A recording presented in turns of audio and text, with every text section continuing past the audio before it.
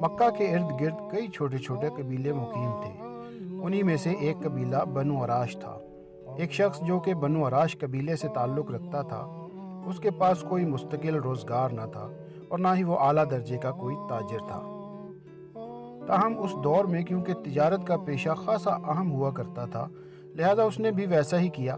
وہ اپنے پاس موجود رقم کے مطابق اپنے قبیلے سے مویشی خریدتا اور مکہ چونکہ بڑے بڑے سردار وہاں موجود تھے تو انہیں لا کر بیچ دیا کرتا تھا۔ یہ کام اس کا معمول بن چکا تھا اور وہ اکثر جانور مکہ کے بازار میں لا کر بیچتا، مگر کسی بدبخت نے اسے یہ بھی کہہ رکھا تھا کہ نعوذ باللہ یہاں پر ایک جادوگر ہے، بس تم اس کے بہکاووں سے بچ کر رہنا۔ اس نے نبوت کا دعویٰ کیا ہے۔ اب اس تاجر کے لیے یہ جگہ نئی تھی، اس لیے اس نے اس بتانے والے شخص کا یقین کر لیا اور مزید کوئی سوال نہ کیا۔ ایک دن وہ تاجر اپنے ہمراہ 2 بہترین اونٹ فروخت کے لیے لایا، مگر اس کی بدقسمتی کہ اس دن اس سے وہ اونٹ ابو جہل نے خرید لیے، اور جب قیمت ادا کرنے کی باری آئی تو کہنے لگا کل میرے گھر آ کر پیسے وصول کر لینا۔ تاجر نے کہا میں آپ کا گھر کہاں تلاش کروں گا؟ ابو جہل نے اسے اپنے گھر کا راستہ سمجھا دیا۔ خیر وہ بیچارہ مرتا کیا نہ کرتا، ابو جہل کی ظالمانہ سرداری کا کچھ علم تو تھا ہی، اس لیے اس نے زیادہ زور نہیں دیا اور اگلے روز قیمت لینے پر راضی ہو گیا۔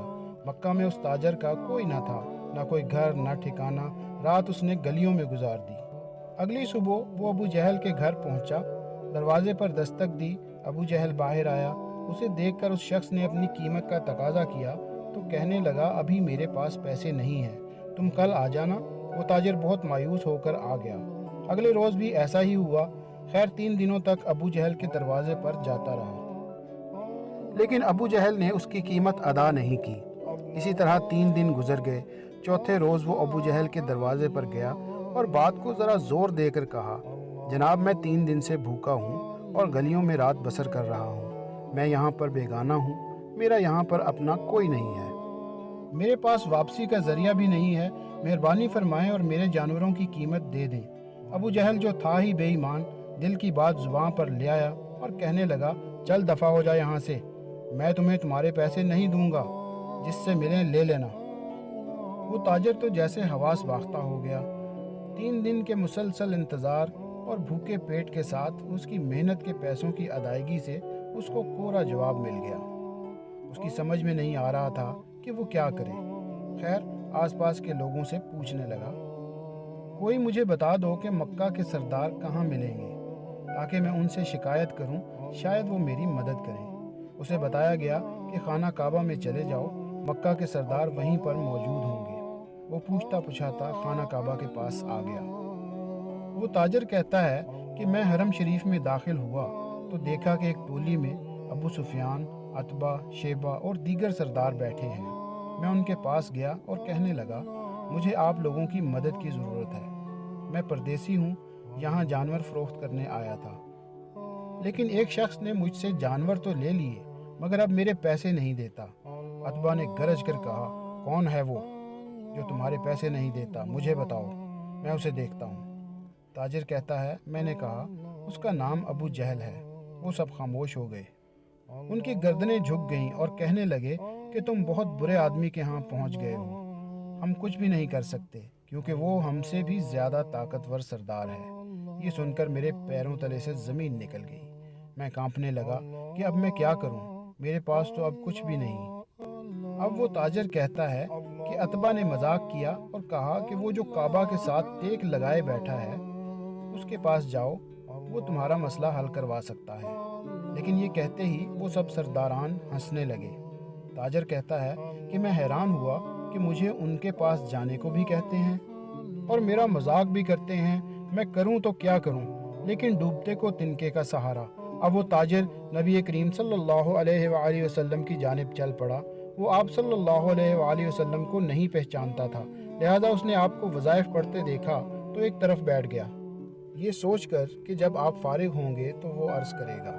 مگر سبحان اللہ، شان مصطفیٰ صلی اللہ علیہ وآلہ وسلم کہ جیسے ہی وہ آدمی پیچھے آ کر بیٹھا، آپ صلی اللہ علیہ وآلہ وسلم نے اپنا رخ اس کی طرف پلٹ لیا اور صرف 2 باتیں کہیں۔ فرمایا پردیسی لگتے ہو اور پریشان معلوم ہوتے ہو۔ وہ تاجر کہتا ہے کہ کہ مجھے ایسا لگا کہ جیسے میری بچھڑی ماں مل گئی ہو۔ ان کی شفقت اور پیار کو دیکھ کر میری آنکھوں سے آنسو کی لڑیاں بہہ نکلیں۔ جیسے ہی میری آنکھوں سے آنسو نکلے، نبی پاک صلی اللہ علیہ وآلہ وسلم نے نہ میرا نام پوچھا اور نہ کام، بلکہ میرے کندھے پر تھپکی دی اور فرمایا، فکر نہ کر، تو جیسے کہے گا تیرا کام ہو جائے گا۔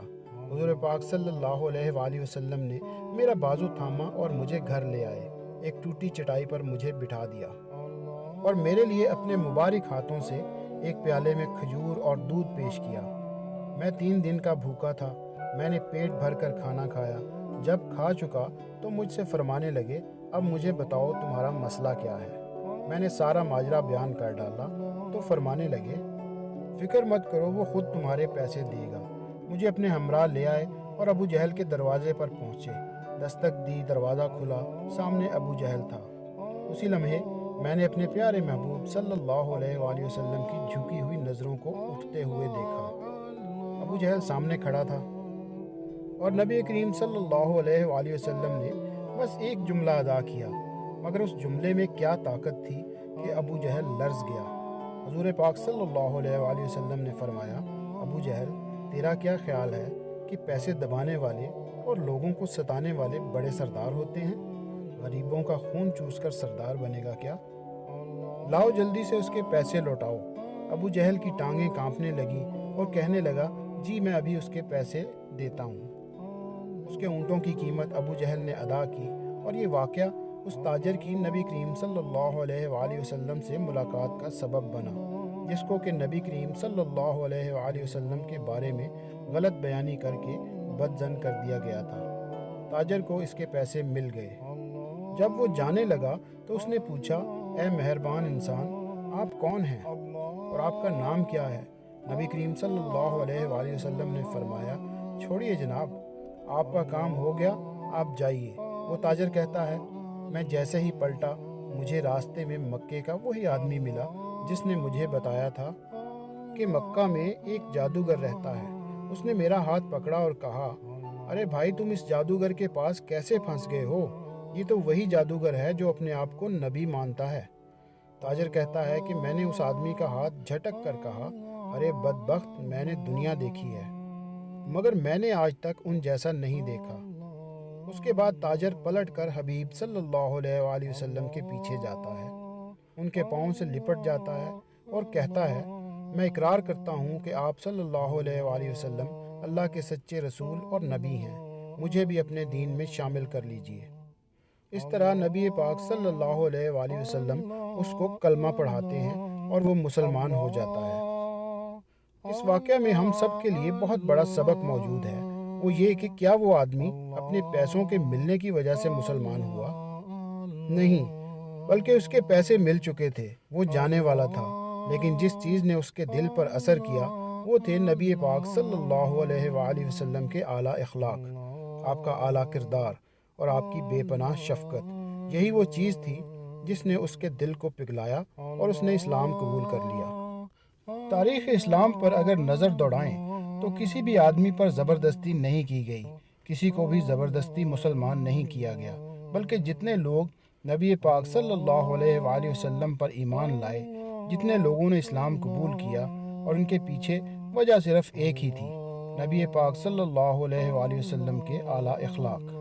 اس لیے قرآن پاک میں ارشاد ہے کہ ہم نے نبی پاک صلی اللہ علیہ وآلہ وسلم کو اخلاق کے اعلیٰ مرتبے پر فائز کیا ہے۔ نماز، روزہ، حج اور تمام نیکیاں اپنی جگہ، لیکن جس انسان کے اندر اخلاق نہ ہو اس کے لیے ساری نیکیاں کوئی معنی نہیں رکھتی۔ اس لیے اپنے اخلاق کو بلند کیجیے، یہی وہ چیز ہے جو آپ کو لوگوں سے ممتاز کرتی ہے۔